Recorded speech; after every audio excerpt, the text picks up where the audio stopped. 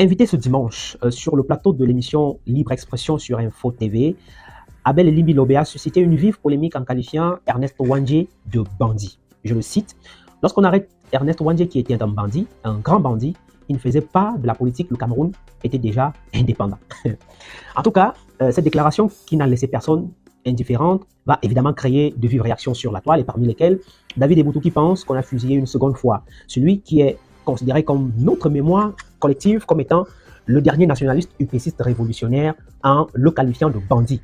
Outre David Eboutou, Samuel Eto'o, le président de la Fédération camerounaise de football, est de ceux qui estiment qu'on doit protéger nos héros et voire même les célébrer sur son compte Facebook. Il rappelle que nous ne devons pas oublier ce que nous devons à ceux qui ont combattu pour que nous soyons Cameroun et devenir une nation. Alors, depuis ce matin, ça c'est une information qui a fuité par Elimbi Lobé lui-même. L'on a appris que son épouse a été agressée dans son bureau à Douala, capitale économique du Cameroun, par des personnes en furie à la suite de ses propos sur celui qui est considéré comme une figure marquante de la lutte de notre indépendance. Alors, la question est donc de savoir qui est Ernest Ouandjé pour les jeunes qui ne connaissent pas évidemment l'histoire et qu'a-t-il fait pour l'indépendance du Cameroun. Et je vais vous brosser en quelques temps seulement. Né en 1924, dans le département du Honkam, le jeune Ernest Ouandjé sera très tôt confronté aux injustices brutales des colons français, et ça a été le cas pour tous ces nationalistes. Alors qu'il n'est âgé que de 3 ans, la famille vivant à l'époque à Bangou, son père est déporté dans les plantations de Dibon, dans le département du Honkam. Alors, contraint aux travaux forcés, il y restera 3 longues années avant de revenir malade. Et c'est ça qui va provoquer la colère d'Ernest Ouandjé. En effet, sous le régime colonial de l'indigénat, il faut le rappeler, les colonies françaises suivaient le code de l'indigénat qui octroyait un statut légal inférieur aux populations des colonies françaises. Les travaux forcés faisaient partie donc du système des taxes des travaux corollaires aux amendes et peines. Donc le but était véritablement de tirer le maximum de profit des populations locales. La plupart des grands projets coloniaux en termes d'infrastructures, soit les routes, les mines ou les plantations, étaient basés sur les travaux forcés obtenus par des prisonniers qui purgeaient des peines spéciales arbitraires. Les colons d'ailleurs estimaient que ces contributions étaient le tribut à payer pour les indigènes, pour la pacification, l'accès à la civilisation et la protection. Ça, ce n'était qu'un discours. Et donc, dans la même perspective, l'impôt apparaissait comme la juste rétribution des efforts du colonisateur, l'application normale du droit absolu d'obliger les populations noires auxquelles il apporte la paix et la sécurité à contribuer dans la mesure de leurs moyens aux dépenses d'utilité générale. C'était véritablement cela. Et donc, Ernest Ouandjé naît dans un véritable bouillon de culture et dès l'âge de 9 ans, son éducation, comme on le sait, est prise en main par son oncle Kamde Sango qui l'inscrit à l'école publique de Bafoussam. Il côtoie même pendant 3 ans certaines futures pensantes ou alors têtes pensantes, dont Tani Mathieu qui deviendra le président de la section d'union et Sanaga de l'UPC et Foyou de Hapi qui sera dans les affaires politiques et de sécurité du président Aïdjo. Quittant donc ensuite Chang, son CPE en poche, il entre à l'école primaire supérieure de Yaoundé, section enseignement, où il obtient finalement le diplôme des moniteurs indigènes en novembre 1943. Il donc commence à enseigner à Edea, puis à Chang, et en 1948, il adhère à l'UPC et directement est affecté à Douala comme directeur de l'école publique du quartier Noubel Bamileke. C'est comme ça qu'on appelait le quartier Noubel à l'époque, pour ceux qui lisent. Fervent militant de l'UPC, il quitte sa famille pour mener pleinement son engagement et devient vice-président de l'Union des populations du Cameroun, chargé de l'organisation et directeur de la Voix du Cameroun. En 1954, il s'exile au Cameroun occidental et crée le syndicat des enseignants à Edea. Le 3 juin 1957, le gouvernement britannique interdit l'UPC. Ernest Ouandjé est alors expulsé du Cameroun occidental et déporté à Khartoum, au Soudan, avec Félix Roland Mounier, Abel Kingé et 10 autres militants nationalistes.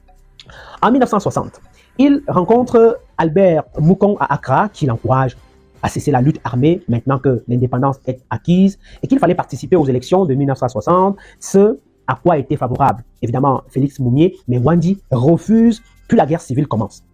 Cette même année, il rencontre également Nelson Mandela au Caire, à qui il enjoint d'engager la lutte armée contre l'apartheid. Vous voyez un peu l'esprit combattant de l'homme. À la suite de l'assassinat donc de Félix Roland Mounier le 3 novembre 1960, je crois, Ernest Ouandjé lui succède à la présidence de l'Union des populations du Cameroun. En janvier 61, il se rend au Caire en compagnie d'Abel Kingé pour rencontrer les autorités égyptiennes. À cette occasion, il dénonce la coopération du gouvernement camerounais avec l'impérialisme. La même année, il revient clandestinement au Cameroun depuis la frontière nigériane et prend les commandes de la libération ou alors de l'armée de libération nationale camerounaise, en abrégé ALNK, qu'il réorganise. Il annonce la dissolution des anciennes structures militaires et la mise en place d'une nouvelle hiérarchie dont la direction est confiée directement à David Kana. Le 13 septembre 1962, il préside dans le Maquis une assemblée populaire qu'il a convoqué et la décision de création du comité révolutionnaire comme direction provisoire de l'UPC est prise.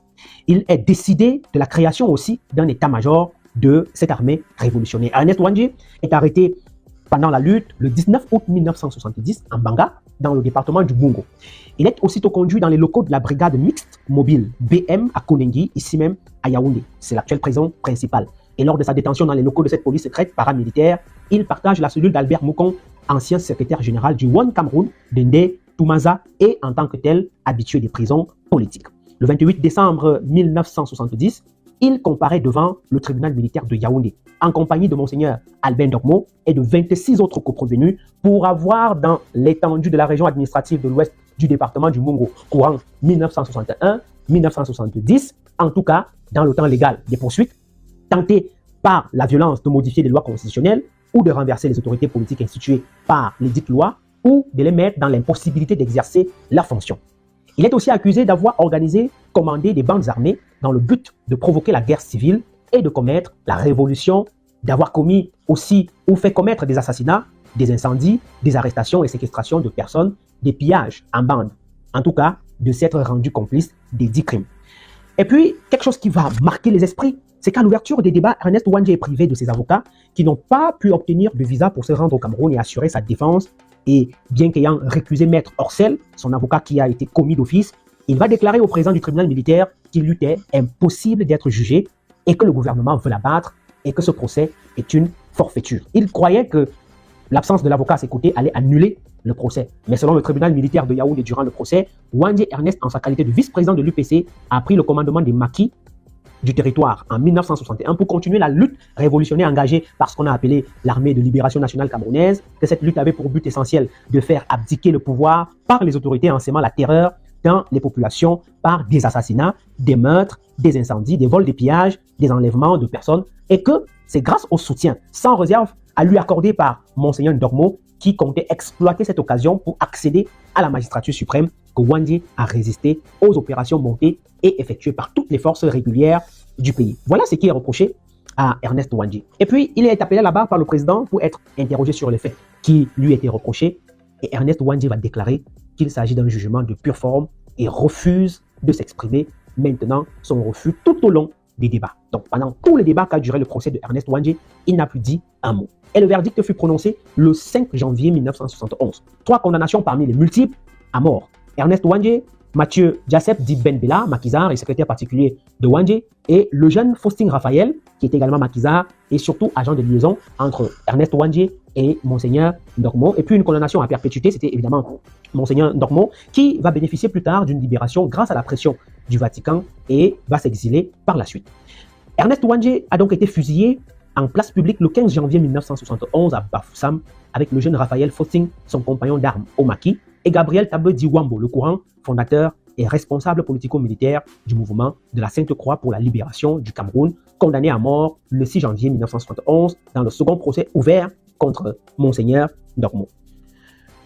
Selon les livres que nous avons consultés pour produire cet élément, ce triste 15 janvier 1971 à 11h sur la grande place de Bafoussam, les habitants sont rassemblés en silence. Ernest Ouandjé est menotté et escorté par une escouade de soldats camerounais. Il avance avec fière allure, son visage ne laisse transparaître aucune inquiétude, au contraire, il se sent plutôt détendu et joyeux.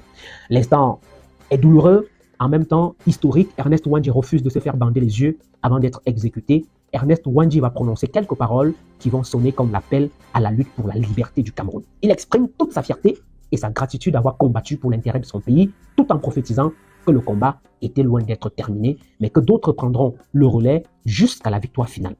Après avoir chanté, l'ordre fut donc donné de tirer, et les premiers tirs ont été mortels pour Gabriel Tabe alias Wambo le Courant et de Raphaël Faustin, ses deux camarades. Quant à Ernest Ouandjé, il ne meurt pas sur le coup. Il aura le temps de crier que vive le Cameroun. Et puis, plusieurs années plus tard, précisément le 27 juin 1991, il fut déclaré héros national par l'Assemblée nationale du Cameroun et la loi numéro 91/022 du 16 décembre 1991 le réhabilitera, celui-ci ayant œuvré pour la naissance du sentiment national, l'indépendance ou la construction du pays, le rayonnement de son histoire et de sa culture. Voilà un peu de manière ramassée l'histoire passionnante de Ernest Ouandjé qui mérite d'être célébré et qui mérite son statut d'homme politique, mais surtout et nationaliste ayant œuvré pour l'indépendance de notre pays.